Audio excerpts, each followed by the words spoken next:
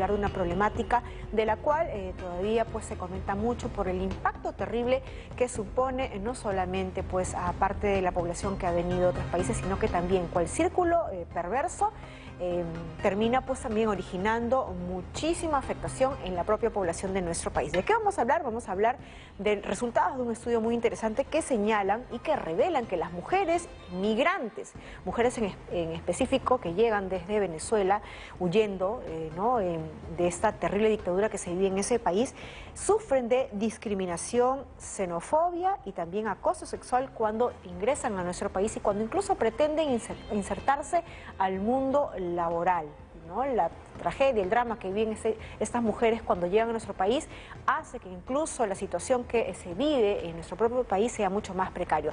Y para conversar sobre ese tema vamos a hablar y darle la bienvenida a uno de los investigadores de este estudio. Se trata de Luis Enrique Aguilar.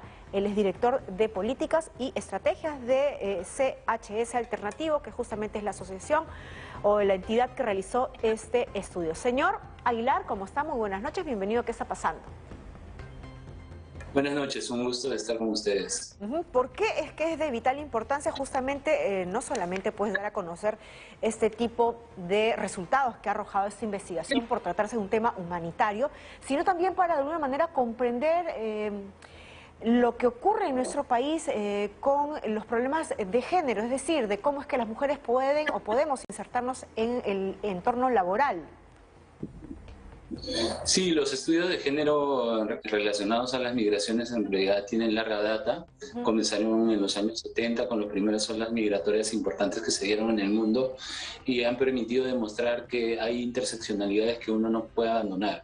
Una de ellas es justamente la característica de ser mujer, migrante, porque el impacto de la movilidad humana es diferenciada, ¿no?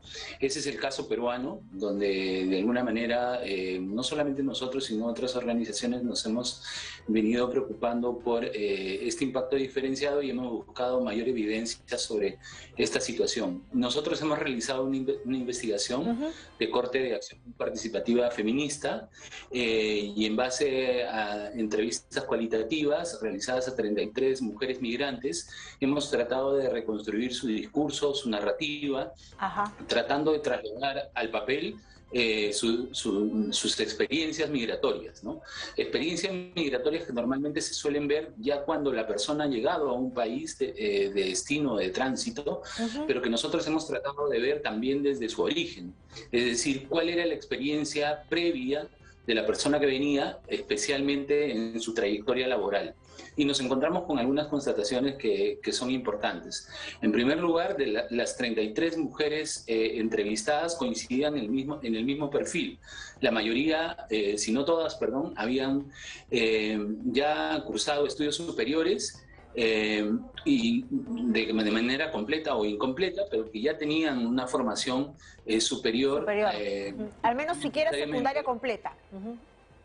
No, al menos algún nivel de estudio en universidades o institutos superiores. Incluso ¿no? mayor. Lo cual nos haría pensar, ¿no? Si es que de repente uno utiliza la lógica es, bueno, si es que cursan estudios superiores o tienen de repente pues un grado académico superior, sería mucho más fácil insertarse pues en la vida laboral, académica, profesional, en cualquier parte del mundo, es más, en un vecino país como el Perú.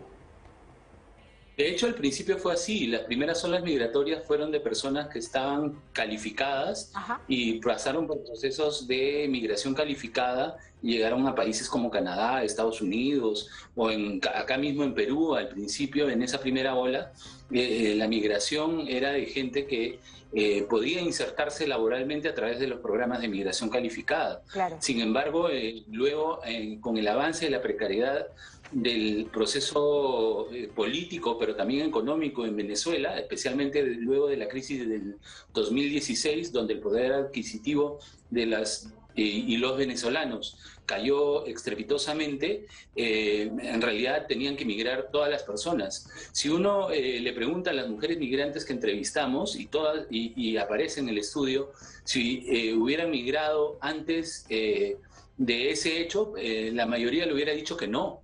En realidad no estaba dentro de sus planes migrar. no tienen muchas de ellas un proyecto migratorio. No necesariamente el Perú es un país de tránsito o destino. Claro. El proceso migratorio que ellas están siguiendo en muchos casos es construido en función de las facilidades que un país da para insertarse social o económicamente y las posibilidades de migrar a otros lugares donde consideran, con la información que tienen, que hay una mejor situación económica que acá y también mejores condiciones laborales. De hecho, una de las cosas que más les afecta, porque también otra característica de las mujeres migrantes, es que la mayoría tiene experiencia laboral previa. Es decir, tiene con qué comparar Claro. y tiene que comparar condiciones laborales que eran, no digo beneficiosas, pero sí respetuosas de los estándares del trabajo decente en Venezuela hasta antes de la crisis, ¿no? Política y económica. Pero cuando vienen acá y se encuentran con la precariedad de un país donde el 75% realiza actividades económicas de manera informal, obviamente eso es chocante y le genera no solamente preocupación, sino un impacto adverso para poder incorporarse en ese mercado laboral. Ahora, señora Aguilar, y al margen de los resultados que justamente usted nos está dando de este estudio, ¿por qué es que se hizo ese énfasis de hacer el estudio justamente del ingreso o de cómo es que la mujer ¿no? migrante puede reinsertarse laboralmente, en este caso en nuestro país, a diferencia del varón? ¿Es que hay ¿no? diferencias saltantes en el tema del género?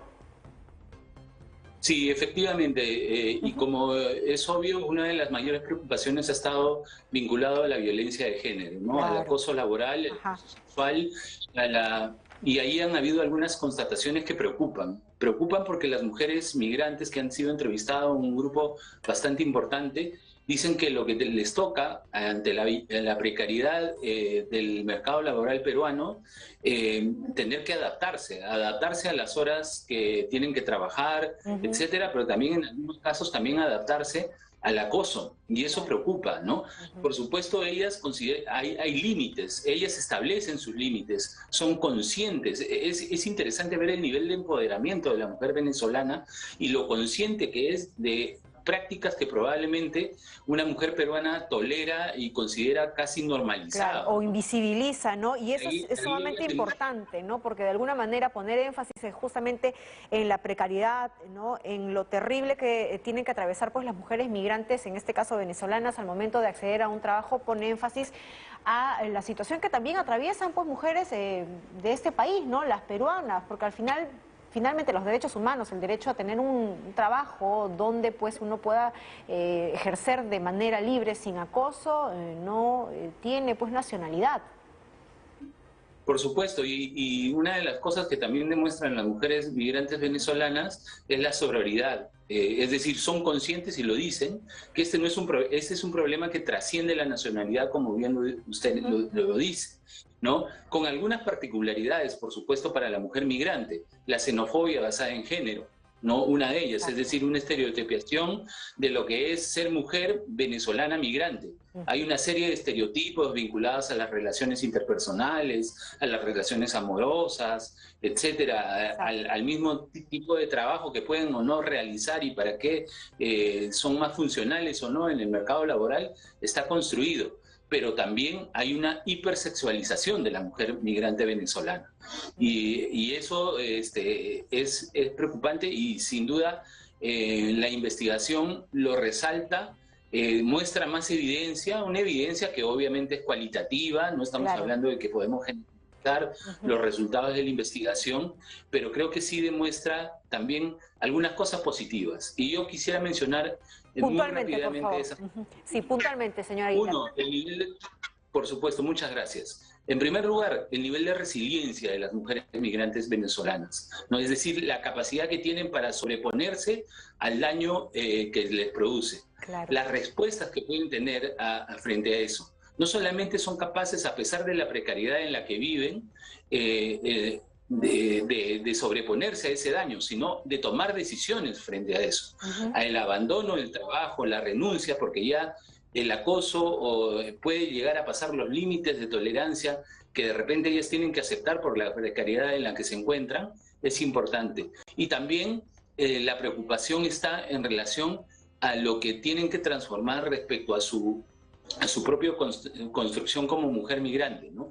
Es decir, en sus relaciones interpersonales tienen una serie de características que tienen que limitar para evitar el daño generado por los estereotipos de género que la sociedad peruana construye, ¿no? Entonces se vuelven distantes, tienen una actitud de reserva frente a las personas, ¿no? Entonces, y esa es una invitación no solamente para que la sociedad peruana dé cuenta de esta situación, sino para que el Estado siga sumando esfuerzos para enfrentar esta problemática, ¿no? Y para poder incluso apoyar, ¿no?, a esta población migrante que lamentablemente pues no vino en masa a nuestro país. Ya usted incluso lo ha dicho, no es que ellos hayan elegido justamente no salir de su patria de esta manera, sino que prácticamente han estado escapando de esa difícil coyuntura que les está tocando vivir todavía. Muchísimas gracias. Hemos estado conversando con el señor Aguilar de la organización CHS sobre la problemática de la mujer migrante en nuestro país, específicamente en Venezuela.